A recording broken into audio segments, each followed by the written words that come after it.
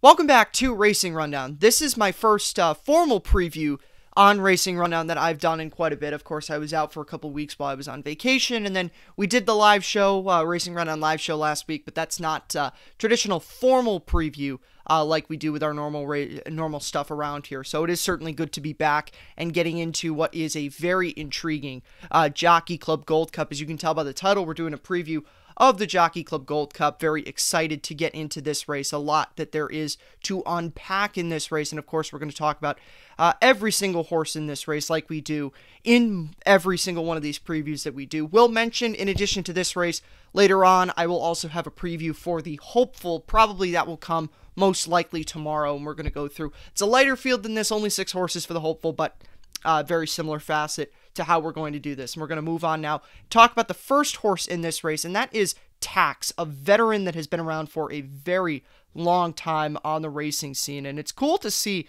a horse who only made his first start of the year back in July at Delaware. And was his first start since January of 2021, where he was very much well beaten in the Pegasus turf. And I'm actually going to go a little bit more into the figure aspect of this race than I normally do in some of the races that we do on Racing Round, just because I'm not the biggest figure person. I have been very clear about that since very early in Racing Rundown, that I'm not a figure person. But Tax is an interesting horse if you are someone who does like figures. So if we go back to his start 3 back, now we're going back a long time, the Harlan's Holiday. His figure in that race, a 105 buyer, very much competitive with your top 2 in this race, Olympiad and American Revolution. And, aside from the Pegasus turf, you do have 2 of 3 races, now granted, stretched over a very long period of time, but 2 of 3 quality races. But Tax is a horse that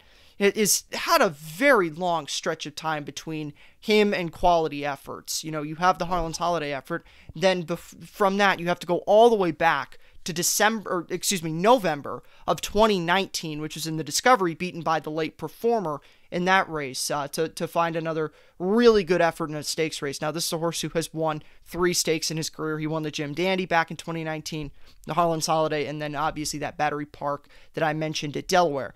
Interesting horse, not for me in this race, but also interesting from a tactics perspective, because there's not a whole ton of speed signed on. We'll get into the other speed presence in this race, but, if you think that Tax is going to get a favorable setup and you think he's going to run back to some of his races from late in 2020, be my guest, because he's going to be a pretty good price in this race, all things considered. Now we're going to move on to number 2 in this race. That's the morning line favorite, Olympiad, 2-1 on this morning line. And Olympiad is the standout in this race in terms of efforts overall this year. And, we'll talk about the Whitney in a moment. That's obviously the big elephant in the room. But before that, very, very strong winner of the Stephen Foster. That was one of the best races, individual performances, I should say, of the year by any horse. And before that, 3 other really strong graded stakes efforts. He earned a great figure in that race. He ran a very strong effort in front of American Revolution, who is the second choice in this race. And off of that effort, a lot of people, myself included, gave him a shot to beat Life is Good in the Whitney. Unfortunately, that did not happen, and Olympiad did not really run well in the Whitney. He didn't really run well at all in the Whitney. You can't really find too much of a silver lining there. Beaten almost 10 lengths in that race by Life is Good and the other horses that finished in front of him there. But he is certainly worth a second try in this race, because you're not having to see him go up against Life is Good. This is a group of competition that he's either handled in the case of American Revolution, or horses that there's a good chance they're inferior to him in the terms of the horses exiting the Suburban and coming from other races. So Olympiad, the favorite in this race, but certainly a very safe horse to go with, because the body of work has been great this year outside of the Whitney, but he's not going to have to run up against anybody the talent level of Life is Good in this race. He's also a figure standout, so if you're a figure person, he checks that box. There's just a lot to like about Olympiad in this race. Obviously, I say that about the morning line favorite in this race, but it's difficult to not like him. I'm not crazy about him going 1.25 miles, but at the end of the day, this race is kind of, I talked about it in the intro, but this race is very much the best horse in the race versus the horses that are best suited for the distance. And we'll get to that more in just a moment. But Olympiad certainly a deserving favorite in this race. We'll move on now to the number 3 horse in this race. That's Untreated, one of a few horses that exit the Suburban in this race. And Untreated it was the horse who Eric picked in the Suburban last time. And well worth a try in that race because he was going to be lone speed in there, and he ended up being lone speed in the Suburban. He just couldn't carry, and it was a matter of Dynamic One and First Captain were better than him in the race. Now, Untreated is going to be another price in this race, so could potentially be worth it if you think that Tax for some reason isn't going to show any speed and Untreated is going to be absolutely alone on the front end. But even I would caution that assessment because even in that case, you saw that he was relatively all alone and they didn't go super fast early on in the Suburban, and he still couldn't wire the field there. So, I would be, it's certainly worth a try if you think that Untreated is going to be able to do that, but I would advise against that because I know from experience on Racing Rundown, not personally myself, but Eric tried to do it last time, and there wasn't really a reason that Untreated lost other than Dynamic One and First Captain were better than him. So, if you truly think he's going to trip out, worth a try, but I don't think he's going to truly trip out, and that's the only reason that I would use Untreated in this race.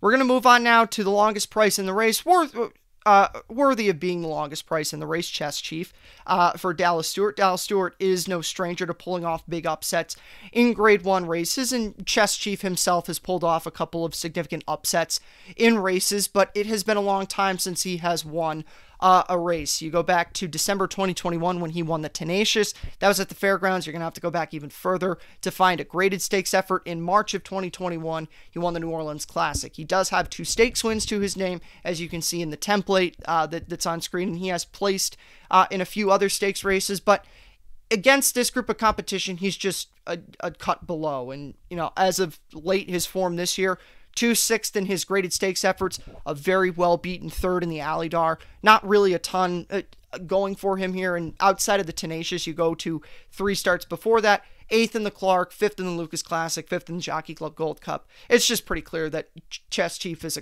a cut below in this race, and I'm not really going to try to complicate it any further.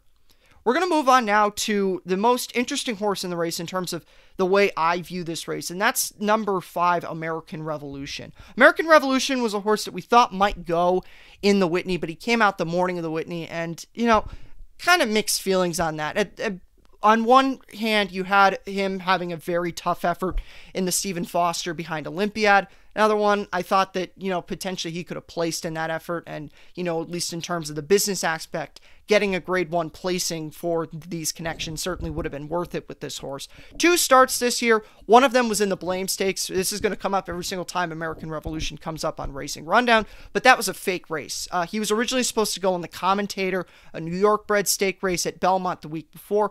That race didn't fill. Pletcher needed to get a start into him, so they just ran him in the Blame, and he was not at all prepared for that race. That's why he ran as poorly as he did there. And even though Dynamic One is in this race, I would very much not give credence to Dynamic One over American Revolution, at least off of that effort. Aside from his Stephen Foster effort and the Blame, which we already talked about, great effort to win the Cigar Mile over Following Sea last year, and then a couple of processions, or 3 processions, actually, I should say, in New York bred company, and then an okay 3rd in the Pennsylvania Derby. He wasn't ready for that race. Certainly Grade 1 competition now at this point in his career, and he is one of the better horses bred for this 1.25 miles. He's by Constitution out of a Street Sense mare. Constitution certainly indicates that the 1.25 miles is not going to be too much of an issue for him, and he's the one who's the most comparable to Olympiad in terms of the figures. Now, the one thing that I would count against him is Olympiad beat him head-to-head, and head-to-head is very important for me. So having the head-to-head loss to Olympiad, a little bit, souring in terms of my view on American Revolution. But if you think that he's going to get the 1.25 miles more than Olympiad, worth the try, because his runner-up effort against Olympiad, which was his most recent start before this one, very, very solid effort and well worth taking him in a Grade 1 off of that effort. If you are, like I said, if you're applying that, Olympiad's not going to get the 1.25 miles, and American Revolution is. We're going to move on now to the number 6 horse in this race, and that's First Captain, a horse who has had high expectations ever since he broke his maiden. And, I'm not going to say he hasn't completely lived up to them, but he's always kind of been, a little bit disappointing, because it looked like he may have been able to be grade 1 competition after his career debut in his second start victory in an allowance race. But, some of it not necessarily to his own fault. He did get injured. And then his worst career effort in the Carter, that was a race that he was not at all built. He's not a sprinter, and that was a 7-furlong race. I think Shug probably just ran him there to get him a start and somewhere to run, and, I'm not really going to hold that against the horse. Subsequently came back, won the Pimlico Special in a good fashion.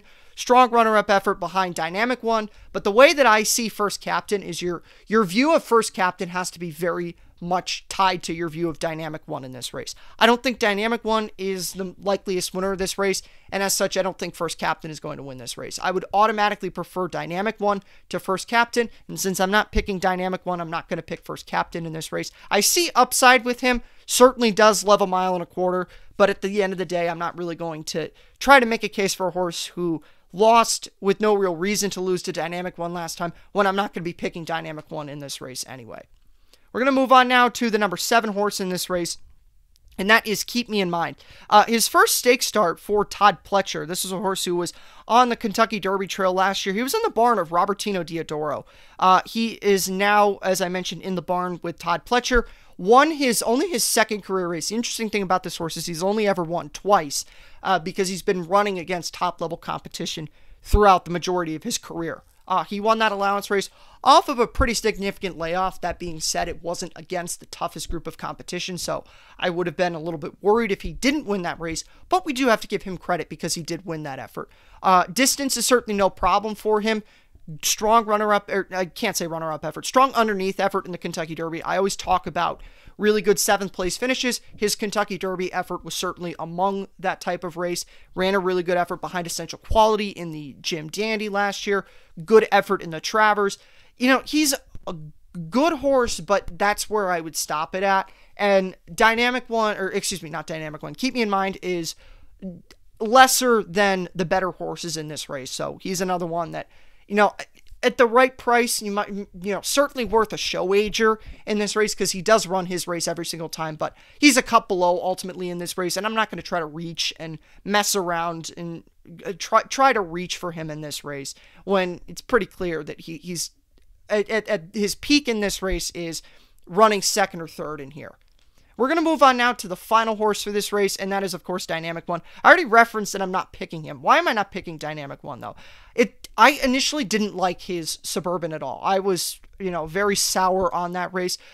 Warmed up to it a little bit. I thought it was a lot better than I initially looked at it, or than when I had initially looked at it, and, he has had some really good runs this year. I did not like Dynamic One at all toward the end of last year. The only race that I was somewhat mild in viewing him in was in the Wood Memorial last year, and then post-Wood Memorial, didn't like him in any race. I didn't like him, even going up into the Blame Stakes. Now, I already talked about the issues with American Revolution in there, but Dynamic One ran a really good race in that Blame Stakes to win there, and then subsequently siphoned that into an effort in the Suburban. And he's one of the few Union Rags horses that I would say this about, but I like him at 1.25 miles, and I normally don't say that about Union Rags horses, but Dynamic One clearly has proven that the distance is his friend.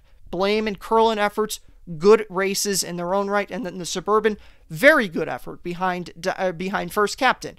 If there wasn't a horse as tough as Olympiad in this race, I would give Dynamic One a lot more credence, but I'm going to tend to side on the visualities and the good performances that Olympiad has had this entire year. And as we get into the picks portion of this, that's ultimately where I'm going to land. It's not fun to pick the favorite in this race, but I got to pick the favorite, Olympiad, in here. It's really difficult to find a reason how he doesn't win unless he doesn't like the 1.25 miles, but I'm willing to give him the try at 1.25 miles. Not that, I think that there are certainly better horses in this race, but I don't think Olympiad can't do it.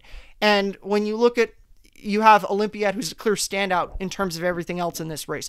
Body of work this year, visuals, figures, everything else is Olympiad has in his corner. It's just the 1.25 miles question. That's his issue. And at the end of the day, I'm going to just run with him, try him. If it doesn't work out, then oh, well, but I think Olympiad's going to win this race in a good fashion. If we're looking underneath in this race, like I mentioned, I don't have underneath plays in this race because I think it's going to be a rather uncreative race. But if you're looking for something, I mentioned Keep Me in Mind with his consistency, probably worth something underneath. Maybe if you think Untreated is going to completely carry them, wire to wire, show wager, those would be the two horses that I would point you to if you're looking for something. But you can't really go too wrong here if you're going to play an exacta of Olympiad over American Revolution. Run that Stephen Foster exacta back. You certainly can't go wrong doing that.